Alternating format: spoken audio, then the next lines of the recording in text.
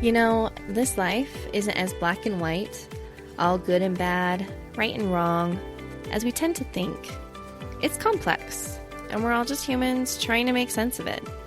So, if you're wanting more unity and love in this world, and are ready to step into curiosity, then join me, Bryn Erickson, on Middle Ground. And if you're willing, please leave your biases and preconceived outcomes at the door. Parker, I am so excited for this conversation tonight. How are you guys feeling about coming on the podcast? Good. Yeah, we feel really good about it. Really good. Excited. Yeah, we're excited to be here. Thank you for having us. Awesome. I am thrilled. Al, you and I go way back. Since probably birth. Basically. But for Yeah. sure, the bowl haircut days of kindergarten. Oh, gosh. Those were Alex's best days. I've seen the pictures, and that bowl was cut good cannot hair. be stopped. No. Yes. It's That incredible. was- And white hair. Yes, towhead bowl. It was amazing. Well, we My go mom way for that. back. Yes, we do. Good old Chris. She's awesome.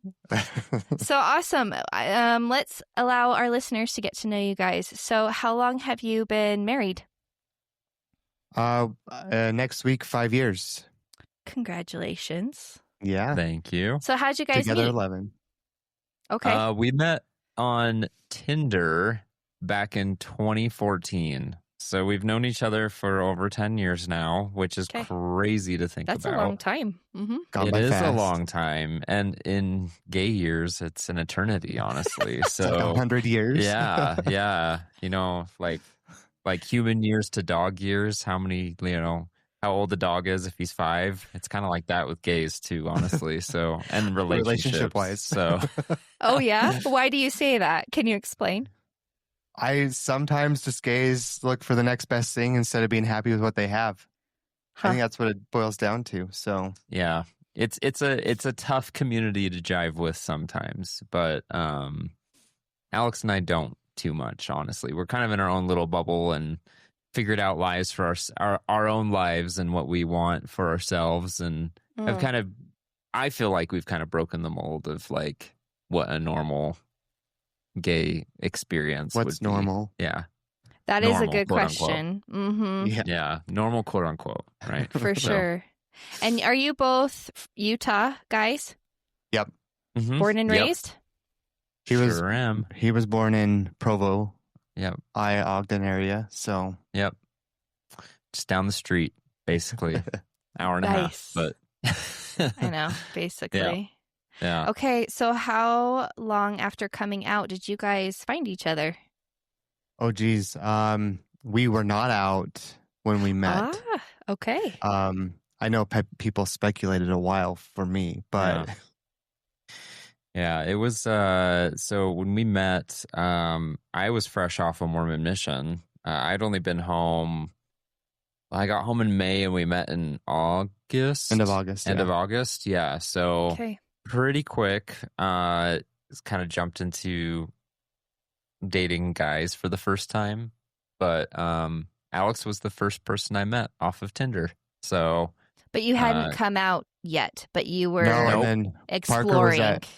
no, yep, that's Parker correct. was at BYU, and so he was terrified with the honor code. Yeah, Mhm.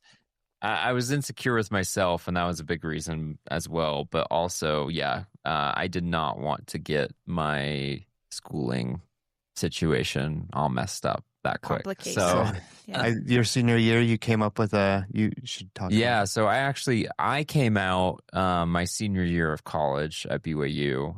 This was in 2017 to 2018. Okay. So I didn't come out until significantly after 4 years almost after I met Alex. But during that whole time before that, we were dating for almost all of that time. Mhm. Okay. So we kind of kept it on the down low and both still attended church, both still did what we thought, was the best thing for us while we were trying to navigate life and figure out, what the next step was. But, And we got engaged, and that's when I publicly came out Wow. yeah, with Okay. a picture of us. But I Yeah. mean, people speculated. yeah. It was like- the worst Yeah. kept secret. people guessed for sure. And it's because Yeah. Alex and I were together all the time. Like, we just always were. If Alex was going somewhere, I was typically there too. So, And we just say we're roommates. yeah. Oh, interesting. Really friendly roommates, best friends. Yeah. Wow. So you had your relationship and that you were gay for that long? Yes. Yeah. Why? My coming out stuff was like a roller coaster because like my mission, I got sick and I thought it was because God was punishing me. So I came out, I had to go through correction therapy in order to go back. So they had me do a service mission. And then they thought I was healed. I was made straight. He's so and so I had to come out again. Oh. Yeah, he definitely went through the ringer with you know, coming in and out of the closet, I guess. Yeah. Just because you know, you try to live a certain narrative. I feel like just as a gay person in Utah, being raised Mormon, at least in our time, I feel like it might be a little more lenient now for some families anyways. But in our time, we were just terrified of even approaching the topic. And I feel like for you, unfortunately, the first couple times you came out, it was pushed. You were kind of forced into it, either by like something that you felt, and it was just kind of like, this is like, oh, I have to, like, I don't really have an option right now. It was more of pleasing others instead of figuring myself out and doing what's best for me. Yeah. As very much a people pleaser then.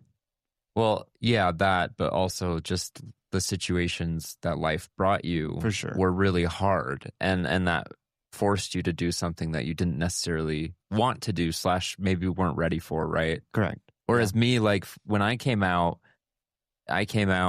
very secure with myself, and I came out at a time when I wanted to come out.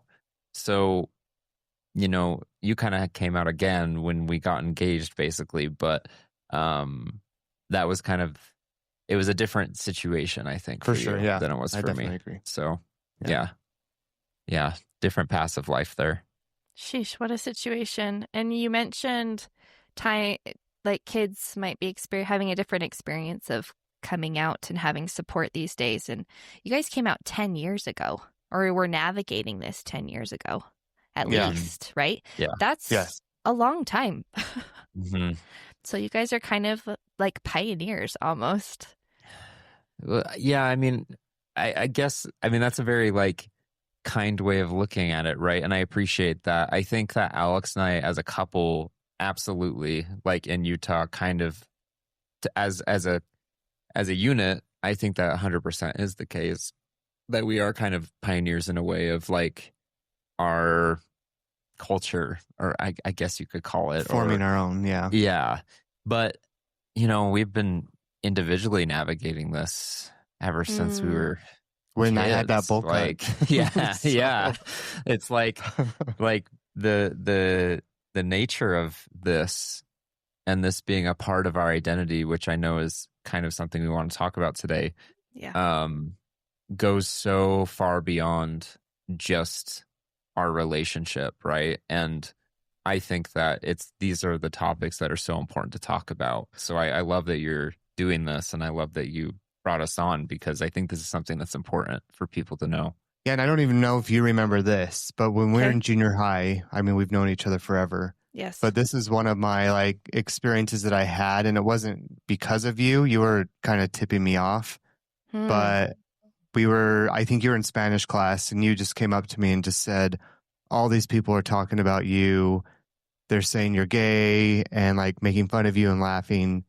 And that was a huge turn in my life for the negative, not because of what you said, but because of what was being said by other people. Interesting. And yeah, I don't even know if you remember that. But I have no memory of that. Yeah, it was crazy, but you were one of the few people who were always kind to me and were there for me. So I do appreciate that, because I don't even know if you remember. Obviously you don't. I have zero recollection. Yeah, but it started a spiral for me when all that stuff was happening.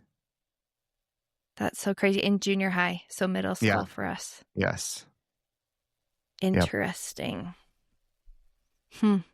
Did you take Spanish? Because I thought it was Spanish class, but Yeah. yeah. Yes, I took Spanish all through junior high and high school. Yeah. So it was in your So- Spanish class, and that's when an eating disorder Interesting. happened, and Okay. I was even eating school lunch in the boys' bathroom.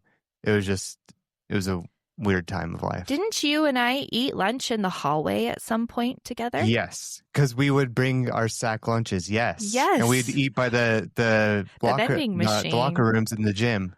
Yeah. Yeah, I do remember that. Why Yeah. did we do that? Were we not? I don't even remember why we did that. I know I was working on my weight. That's why I was bringing. At 14, I started my first diet, and that's a whole nother thing. I never had an eating disorder, but that started dieting for me.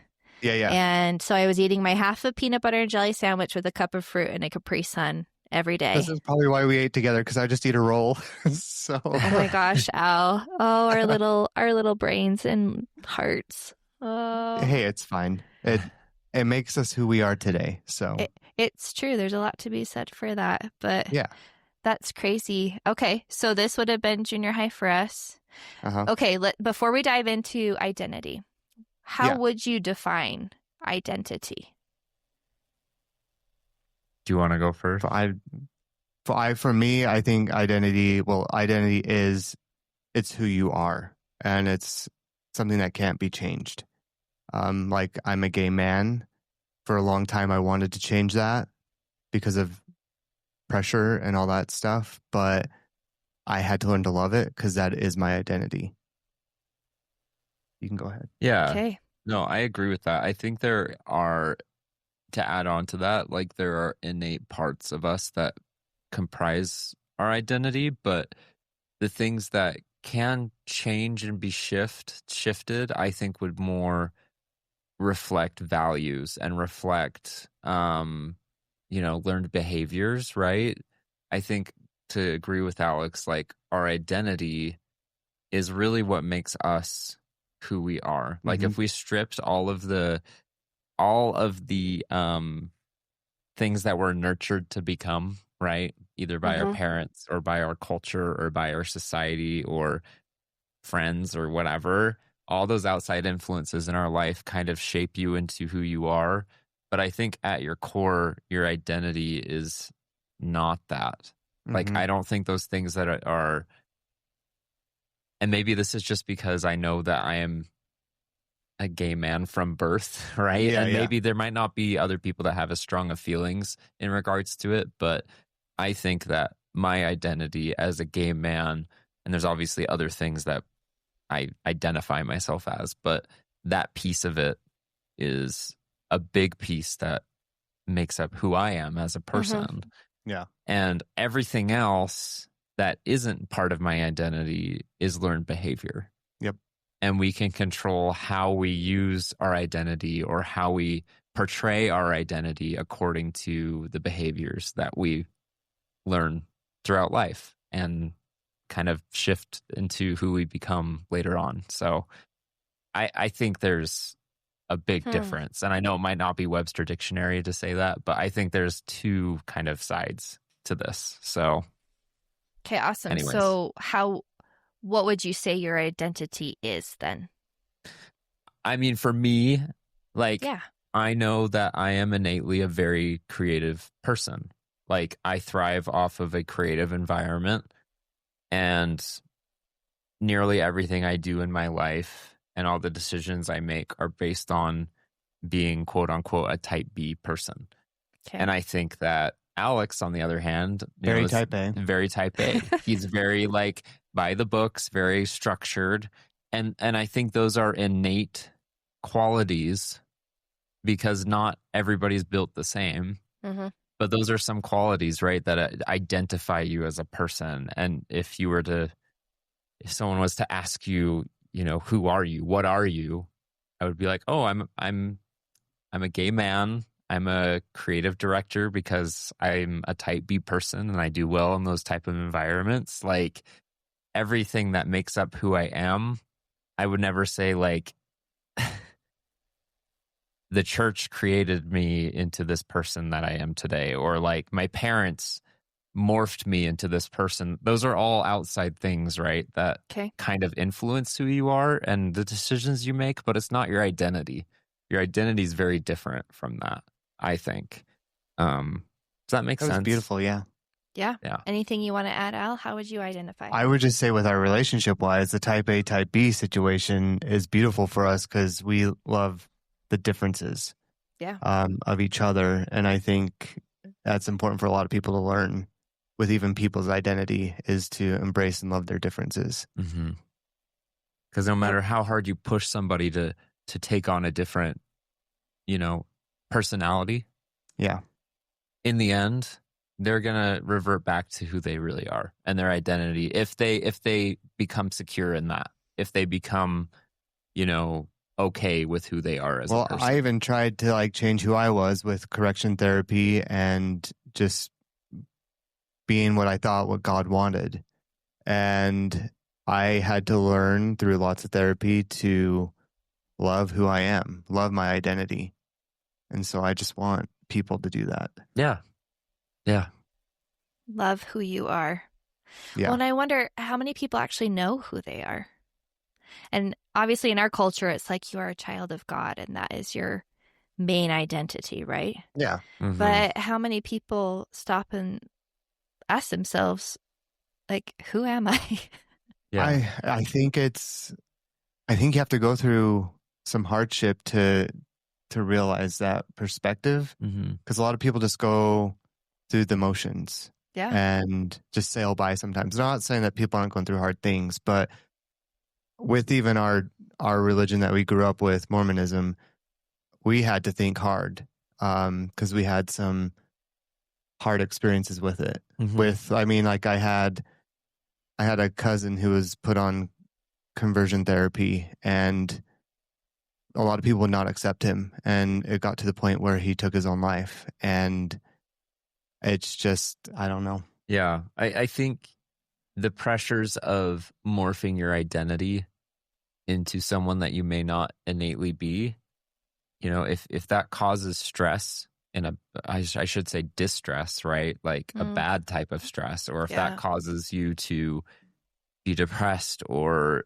push you to maybe do things that you normally would never do, right? Like I think there's deeply serious problems in the community that we grow up in, especially here in Utah and being Mormon. Like, I knew I was gay ever since 5th grade when I had my first crush, right? Like, I didn't understand exactly what the details were of that, right? But like, I had a feeling because I felt something when I was by this guy that I had a crush on, right? So like, I knew that I was different. I knew there was something going on there. And I think if I had come out earlier, I probably would have, or I had been more open about those feelings earlier on before I was more secure with my identity. I think that I would have been pushed to, try to change that or revert my identity into kind of the box sometimes that we were kind of put into as children in the church, right? So like, I think that if we're able to really look at some of those really key pivotal things that define us as to who we are, those are things that aren't bad, like there is innately nothing wrong with your identity as a person. It's just the outside influences that, whether to use those identity, traits and turn you into a good or bad person based on the decisions you make, right? So I think we just need to be nice to people and support. I also think like through our experience of this hardship that we're talking about, I think Parker feels the same way.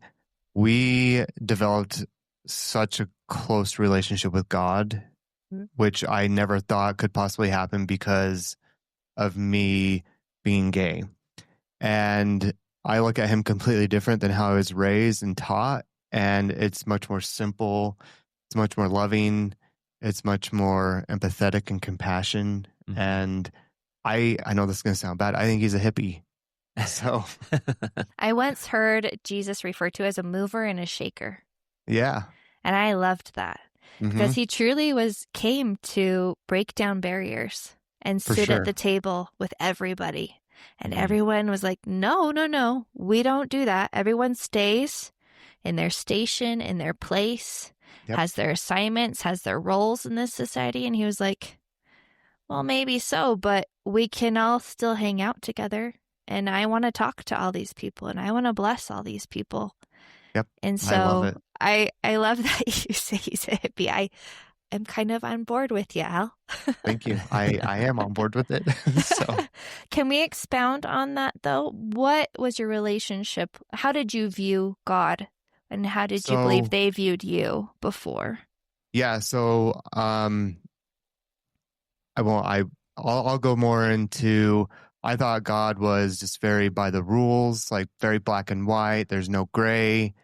I was taught that like if I wasn't doing certain things that I was basically not pleasing God and that he was looking down upon me because I was bullied really badly. I don't know if you remember any of it while we were going through junior high and stuff, but I don't. even to the point of like doing fast offerings, even blessing the sacrament, I would try to just go hide because the people I was around were awful to me.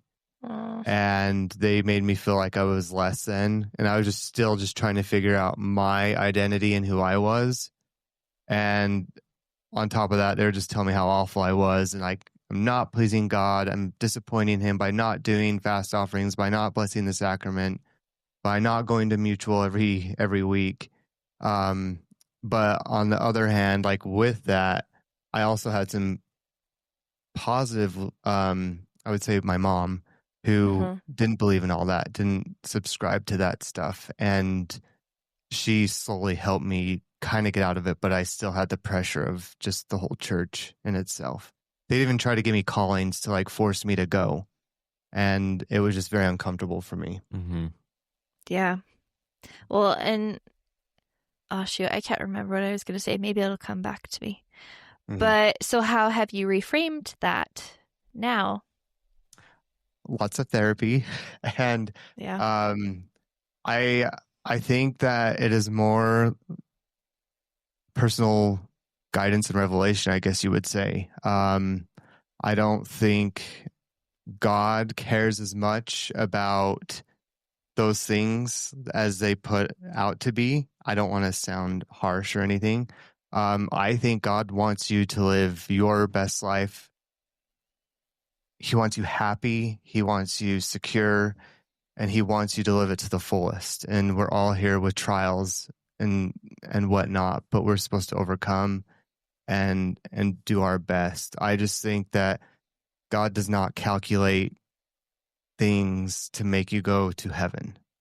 I think we're all given way different experiences, different identities. And so it's just, you got to do your best. That's all I believe in. Yeah. And it's just very, very easygoing. And your best is different than Joe's best. For sure. Right. And we have different things so we can't all just be put in the same box. I talk about boxes a lot too. Yeah. Like we just like putting people, the rules, structure, boxes from culture, society, religion, tradition, family. Yeah. It's nice, neat and tidy, right? And if everyone stays in their box, then it gets overwhelming. Yes, it does. In fact, I have an awesome piece of art that I love, and it's this girl sitting on the edge of her box, and she has flowers growing out of her. And I love that. It's beautiful, and it's about breaking free from your box so that you can finally grow and see what you'll become. Yeah. And so it's something we're all trying to accomplish, right? Yeah. See, and I like going back to like how I view God now and stuff. I just see so much compassion and empathy. I remember talking to my therapist once, and like through all the hardship I've been through, my mom has been there the entire time. But I see how much she loves me, and I know God's love for everyone is so much stronger than what even my mom has love for me. And so I it's just so much more free and loving and hippie-ish. I mean, it's just so easy. It really is. How was your mom so supportive the entire way? Like, what did she do, or what was helpful that maybe She would was help very listeners? intuitive. Like, for one, like in church, she gave me her combination to her Ford Expedition so I could go hide in there because she knew that leaders and stuff were not being kind to me. She told people I don't need to go to Young Men's every week. If I want to go, then I can go. She was very intuitive in the fact of like me getting bullied. She had a sense of me being gay, but she wanted me to approach her about it.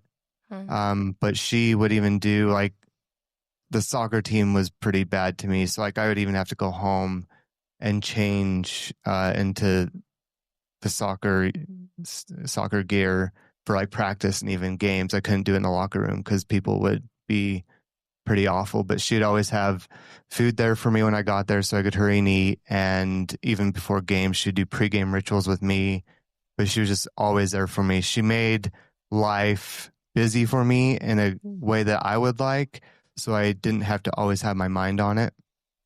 And then she went everywhere with me. That's who my mom and my sister were my friends.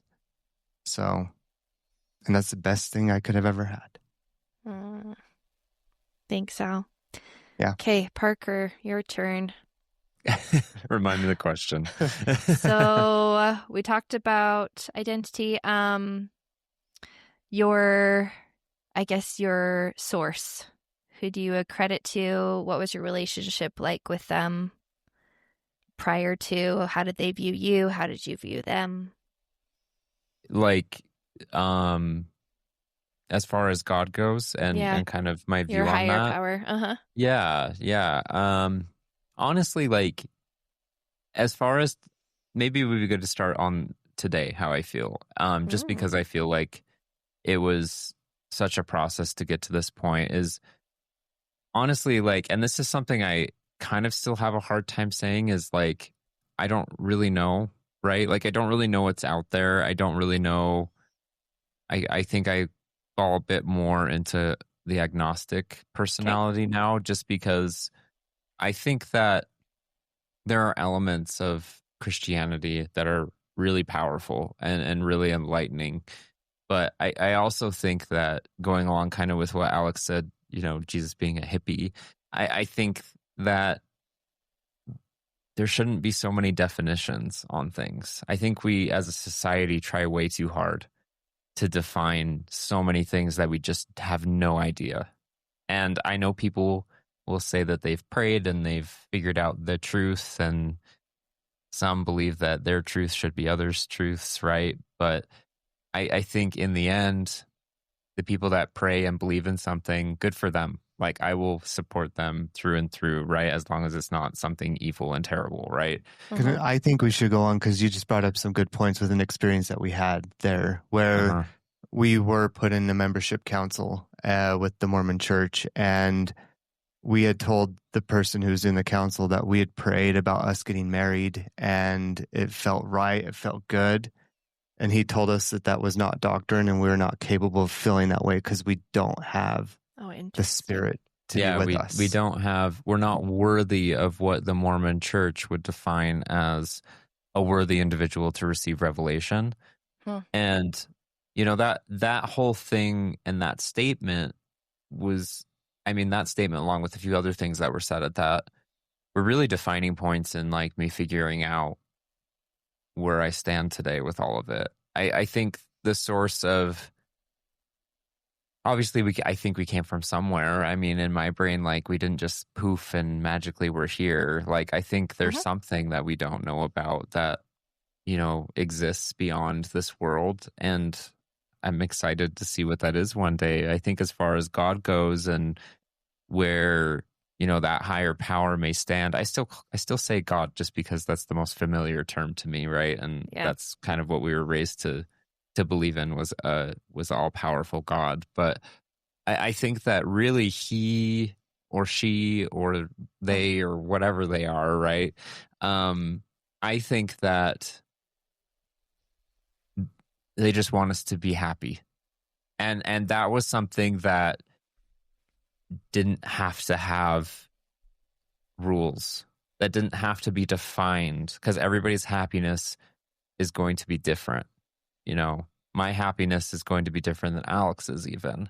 And there will be things that we'll be happy about together, obviously, because we're married and we should have great experiences together. But what makes me happy as an individual, beyond, you know, some of the deep and powerful things as far as religion goes, is very different than what Alex gets happy from. Like, we're different people. So I think that, you know, whatever we decide to do in our lives, if it's not making us happy, then it's just an opportunity to learn of something that did not make us happy and pivot it to something that will hopefully make us happy and try again.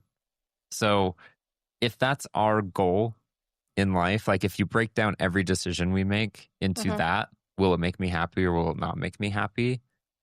Or will it make my family happy? I think if you bring your family happiness, or if you bring those you love happiness, it's going to bring you happiness though as well. So even those type of decisions, if you boil them down to their very core, there is some kind of selfish, and I mean that in a positive way. There's kind of this selfish fulfillment that we all look for in everything that we do. So if that's everyone's life goal, then that's God's life goal for us too. Mm-hmm. Yeah. Like, I think there's no separation at all. I think that we can receive guidance from a higher power. I think that we can receive, you know, I've had spiritual experiences that I cannot deny, you know, with Alex and me getting married, and like myself making it through some really hard times in my life and relying on a higher power to just get any kind of help whatsoever. And I can't deny those experiences. I don't know if it came from God or a different higher power, whatever that is, right? I don't want to super label it or define it, but I think that I spent too much of my life trying to push my identity out the window, even though I wasn't out, obviously, but like you hear things, right, in church, or you hear things from your neighbors, or you hear things from your family almost inadvertently, right? Just because it's the society we live in. And it's like, oh, like that's the expectation for me. Like if I want to be happy, I need to live up to these expectations of like what other people or what God wants me to do, or, you know, what my church leaders want me to do. And that was never happiness for me. And I spent way too much of my life trying to do those things to find my happiness, but it didn't. So I had to pivot and make other decisions to find my happiness, right? That's what I was saying before. So I don't know exactly what's out there, like I said, but long story short, boil it down. If I feel good when I'm making that decision, or if something good came of that decision, then I think God's pleased. And I think that higher power would be happy with us. So that's kind of where I sit right now. I love the scripture in the Book of Mormon that says men are that they might have joy. Yeah, I agree with that 100%. 100%. That was one of my companion's favorite scriptures. Mm-hmm. I think that's great. And I think that joy is going to shift and vary depending on the person. And I think, you know, if just subtle example, right? Like I don't want to attack anyone's belief, but like if me drinking coffee in the morning makes me happy and it helps me live a better life, right? Like, even though I was taught my entire life that I shouldn't be drinking coffee, like I'm going to drink coffee because it's a good thing for me and it makes me feel like I can take on the day and, you know, get things done better in the morning because that little kick of caffeine's good and it tastes good and it brings me joy, right? So like I'm going to do it. So like I think that is to say that really that joy is just dependent on the person that's trying to figure out their life, right? So I think it's hard to define the rules of life. They shouldn't be defined like that. It's very individualized. So. Yeah. I like the idea of the collective trying to bring happiness into my own world while also striving to help you find your happiness. Mm-hmm. I thought that was really beautifully said. Thanks. Yeah, no, I think that helping other people brings so much joy to anyone's life. When you truly feel like you've made an impact, a positive impact in somebody else's life, you know, whether it be through an actual like physical decision or it just be being a good friend or providing, you know, some good advice or whatever, and you really know that impacted them and helped them, like, of course that's going to help you live a better life. Of course that's going to help them. It's just this coexisting of goodness, right? And yeah, that's what I mean by like the selfishness of it, right? Like, it's not a bad thing. It's just it's a natural result of putting yourself out there and being kind and helping somebody or providing something for somebody else. So it would be weird if you didn't feel good, right? Like, it would be weird if like you're trying to not live this selfish life and you go help somebody and like, oh my gosh, thank you. Like, I'm so grateful for that you did that. And you're just completely neutral about it. Like, you just like, that would be super weird. So I think there should be this feeling of like enjoyment from what you do. And if that's helping other people too, as a part of that, like, more power to you, more power to them. I think that's great. Awesome. Thank you. Anything you guys want to add before we move on to how your family is shifting? I think we did pretty good. Yeah. I think you did stellar. You're awesome. Awesome. Thank you. Okay, so tell us your big news. Yeah, we're having a baby in September. We're having a boy. Yay. Yeah, we're excited. Yep. We have one coming on the way. Tried for two, but only one took. Yeah, only one took. And we're hoping to have another one. No more than two, hopefully. We're aiming for two. You never know. You don't. You never know, yeah. but hoping for two. So grandmas are hoping for more. Yeah, the grandmas want more. I'm not ready. No. So we'll see. Oh, I know. My cute brother, Cragen Parker, you know Cragen. Yeah. When he came out, he told me about a friend of his who, when he told his parents he was gay, his mom said, "Oh, that's fine, honey, but I still expect grandchildren." That's kind of what my mom ended up being in the end too, honestly. She loves babies, so much. Yeah, so she wants all of us to have kids, and I never thought I was going to. Okay. I really didn't. For the longest time, he was dead set on not having them. Yeah. Yep. Interesting. Why is that? Yeah. May I ask? Oh boy. I mean, that's opening a can of worms. I think I was so dead set on, number one, never acting upon, you know, being in a real relationship with a man. I never thought that, I never even considered having kids, I guess. Like, I barely thought that I'd be dating, honestly, because of what I was feeling.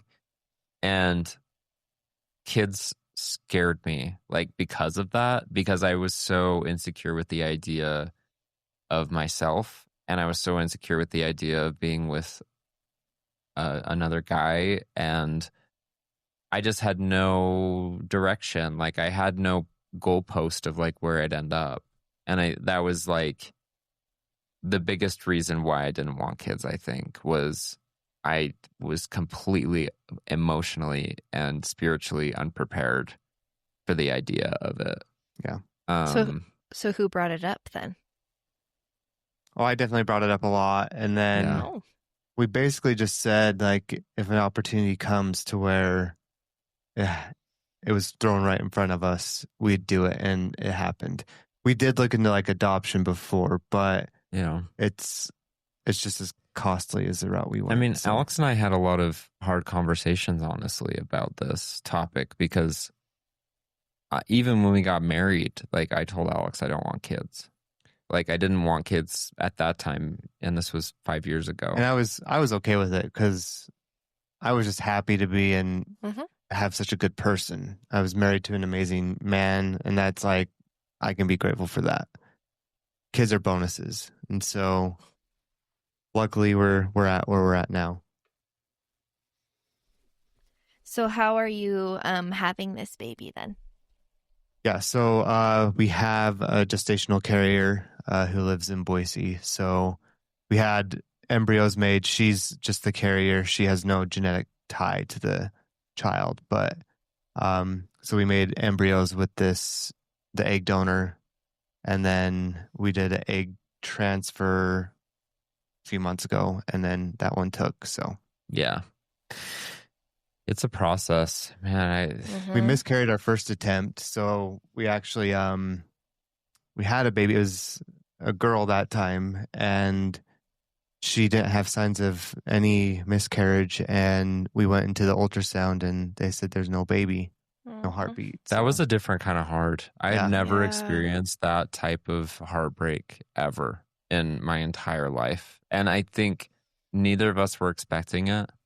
No. Like nobody was expecting it to be that way. But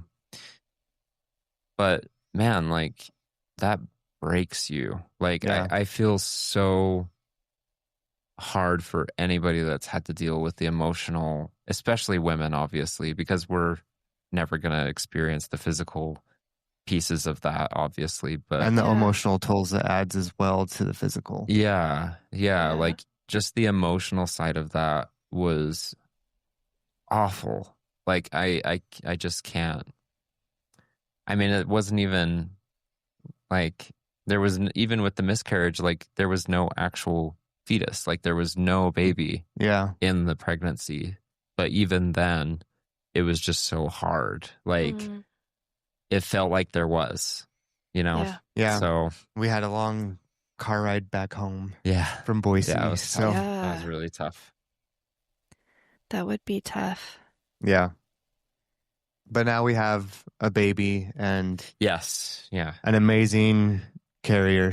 We couldn't have asked for someone better. We've become really good friends with her and her fiance, and it's been a really good experience. Yeah.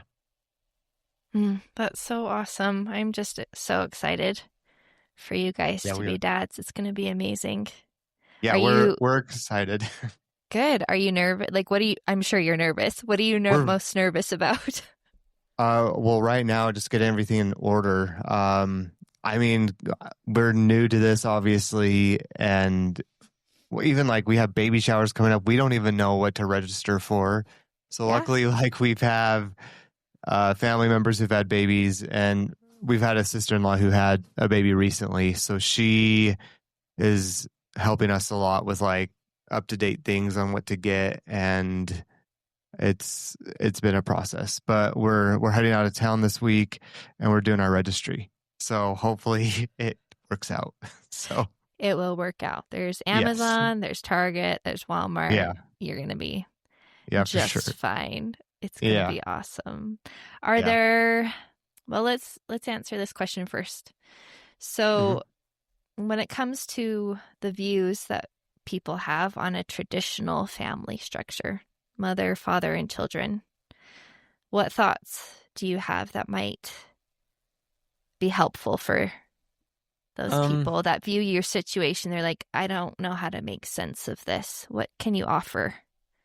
Yeah, I mean, so I guess my main questions would be for those people, just because I can understand, you know, having been raised by a traditional like father and mother family, and you know, having brothers and sisters and stuff, I can understand kind of where the confusion may come from.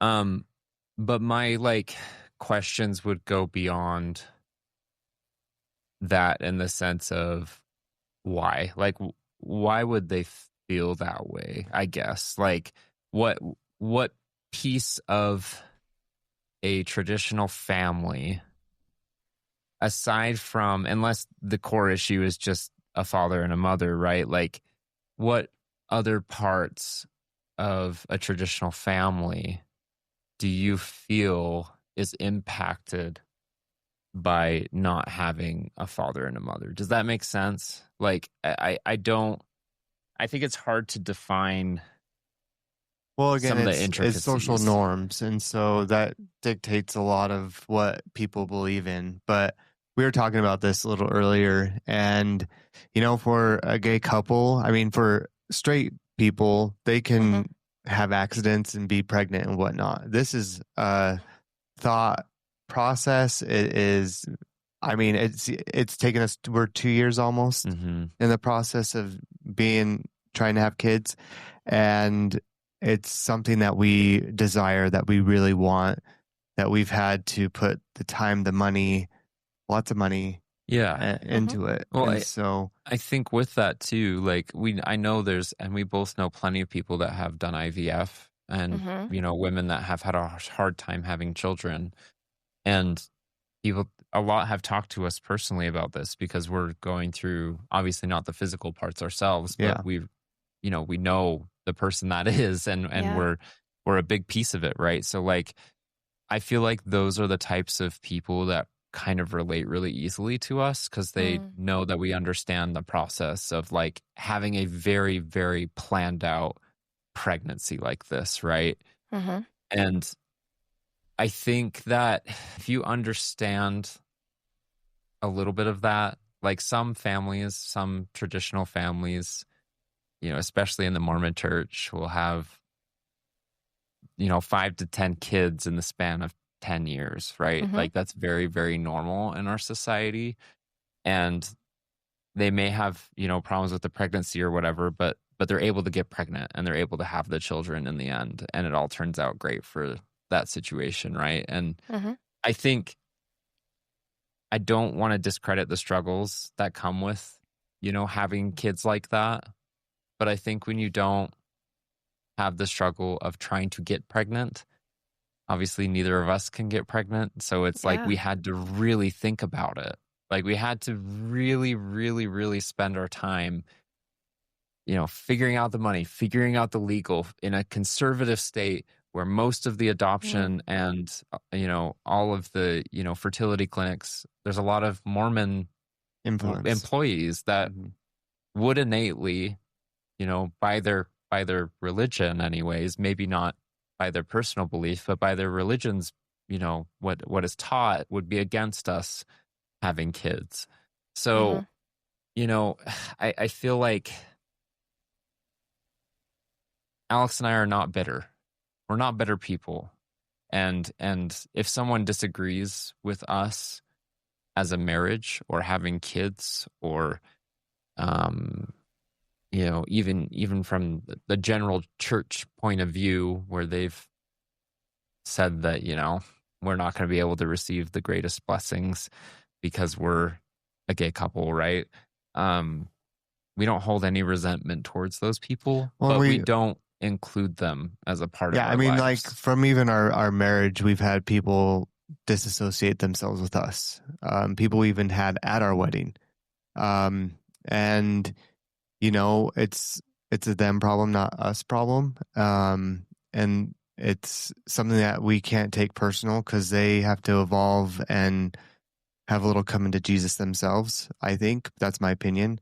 But back to like the topic of a kid, I don't know if people understand the amount of sensitivity and love gay men have.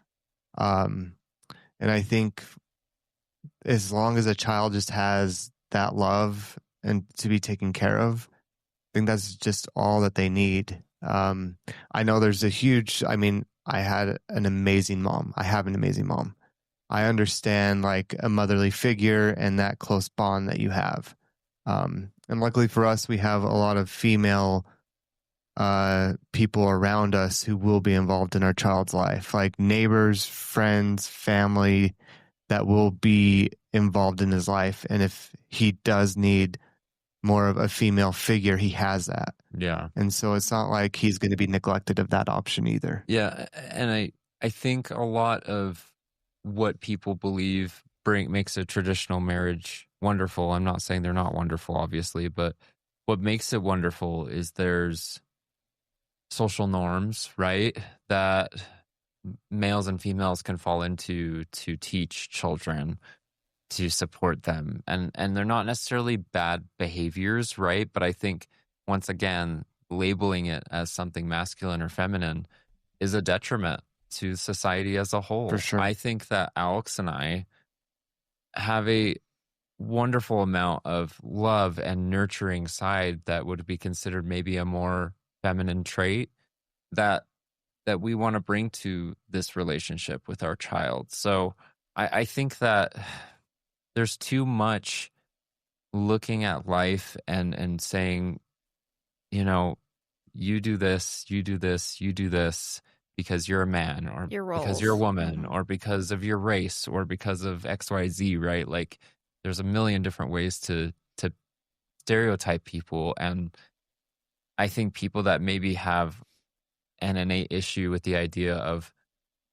a non-traditional family having a child needs to maybe look a little deeper into why they think that way. Like, what are the social norms or values that you believe in, or that you've seen, or maybe you haven't thought super deep about, as to why you feel a traditional marriage is the best way to have a child. And I'm not saying it's not, but I'm also saying I'm not saying it is either. Like, like, I think Alex and I are fully capable of bringing happiness to our child's life. If you just saw how it is with our dogs, everyone would I've been understand. watching you Yeah, love on that fur baby this whole time. Yeah, he's been barking and is a little bit. He sees some random thing in the room that he's barking at. But Parker is the most nurturing human I have met, and that little boy is going to be so loved, and that's all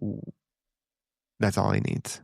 Yeah. So I think you need to be more concerned about not the identity of a person, but the personality of the couple or the people involved in raising that child. Like, that's something that's more concerning to me than their identity as like a gay person or LGBTQ. But most whatever, people who right? have the opinion don't even give the time of day of getting to know, say, the couple who's having the child. Yeah, because they might have an issue, right? That's preventing them from wanting to. Yeah. But I think that deep down, those aren't bad people. They're just not educated in the sense of being able to have that empathy or that sympathy for somebody else to listen to who they actually are, right? So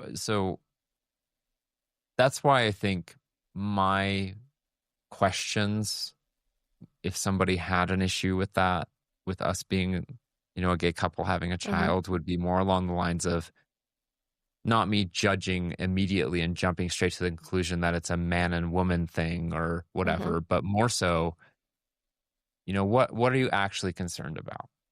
Like, what piece of Alex's and my relationship do you feel we could not bring to a child's life just because we're a gay couple? And that would be my question, from a sense of trying to understand their perspective. And I feel like that question would only be asked to Alex and I, or that concern would only be brought to Alex and I, if the people didn't genuinely know who we were as people. Because I really feel like we're in a very solid position to raise a child right now. Yeah. So. And even like, what is a solid position to bring a child into the world? I mean, yeah, like, it's going to be different for everybody, right? Like, I don't know that there's one right answer, because we're all such different people. Yeah. I mean, my sister, I love her to death. My oldest sister, she got married at 18, and which is she's the best. Insanely young, right? Like, even for Mormon culture, 18 is pretty young. And, she didn't have kids until like 5 years after that or something like that. But I think that people looked at that situation and were just like, it's not going to work. Like, because she's so young and there's just so many factors of her, she straight out of high school got married and didn't, go to school or didn't like do those things that maybe a lot of people consider to be normal, right? Or the right way to do life. Mm-hmm. And she has the best family and kids ever. Like, she is so strong and her marriage is great and her kids are amazing. And like, I feel like people are so quick to look at a situation and just say, oh, it's not going to work.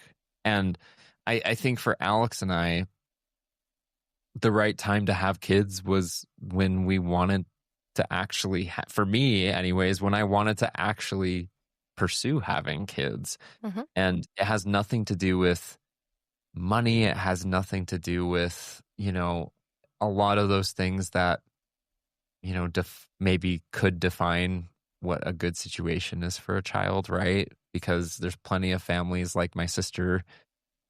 She made her marriage work and she got married at 18 and she had, my mom had my first two siblings, my sister and my brother, when she was like 21. Like, Mm-hmm. It was hard for her, no doubt, but it was the right time for her to have kids. And I think that Alex and I are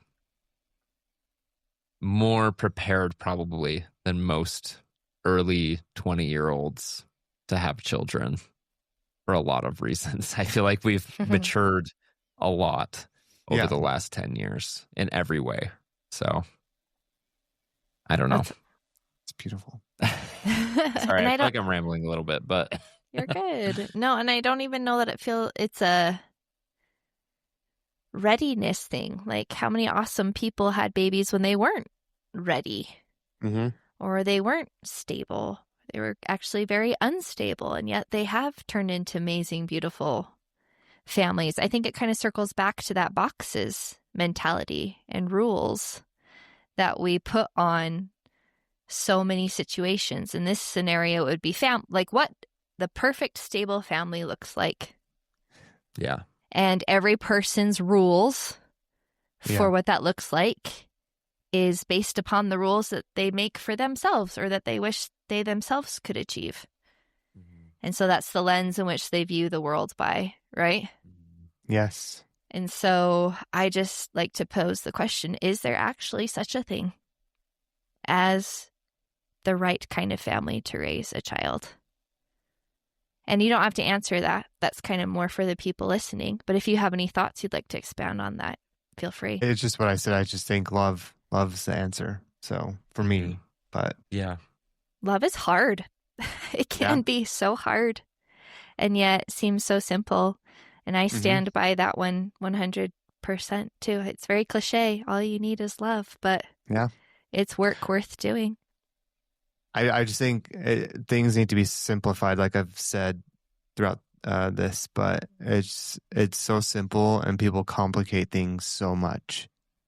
And I complicate things. I do that. So I just think the simplicity is beautiful.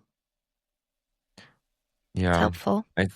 I think that there's a big piece of life that is missed out on because people stress out too much over nitty-gritty details that really obviously would probably make a difference in their life, right? Like if you're making more money, you're going to be able to do different things with that money, but or whatever the factor may be, right? But I think in the end, like it really does boil down to that is love and joy. Like you're going to make decisions based on what's making you happy. And as long as you're loving and caring and kind with those decisions, you're doing everything you should be doing. And I think that if it boils down to you're making those decisions and you have a child, you know, in that period of life where you're able to have both of those factors in your own personal life, like you're ready. Like you're ready to have a kid. You're ready to be able to spread that joy to them. And you're ready to teach them how to do those things and help them. And I just think that honestly, like it wasn't until the last couple of years that I finally, for me personally, came to that point where I was more at peace with my life and I was happy, and I knew that Alex and I were headed in the right direction. And that was when I felt good about having a kid. So it kind of all plays into this moving train, right? And all we're on the tracks now, right? Like I know there's bumps in the road or whatever, but the train is not like missing rails. I feel like at this point, like I feel like we have all the parts in the right place so we won't fly off the track. So hopefully, right? You may fly off, but you'll fix it up and get back on track, and it's going to be great. And that is what life is about. Yeah. Yeah. It is. Totally is. You guys are so awesome. Thank you so much for all of your insight and perspective. That's what we're here for. Anything you want to leave us with before we go? We're just grateful that you had us on here. We appreciate it a lot. I've known you basically my whole life, so it means a lot to me. So, yeah. Okay. I think awesome. I'm just happy that, we got to talk about it. And I think my final piece would be just let people live their lives and enjoy it. Live and let live. Yeah. That's the biggest thing. There's no need to be critical. It's not enjoyable. It's not fun to be critical, and it's not fun to be criticized. Like, allow people to make decisions even if you don't agree with it necessarily. So, yep, let them. Yep. All right. Yep. Thanks, you guys. Have a great night. Thank you. You too. Thank you. Before you go, if this episode resonated with you, or perhaps someone came to mind that you could share it with, if you wouldn't mind sharing, that would be amazing. Or you can leave a review or follow the Middle Ground podcast. All of these things will help the algorithm, because that is a real thing, allow people to find my podcasting community so much easier, and is essential for the growth of this podcast, and I would appreciate it so much. So remember, stay curious, spread love, and I hope you have an amazing day, evening, wherever you are, whatever you are doing.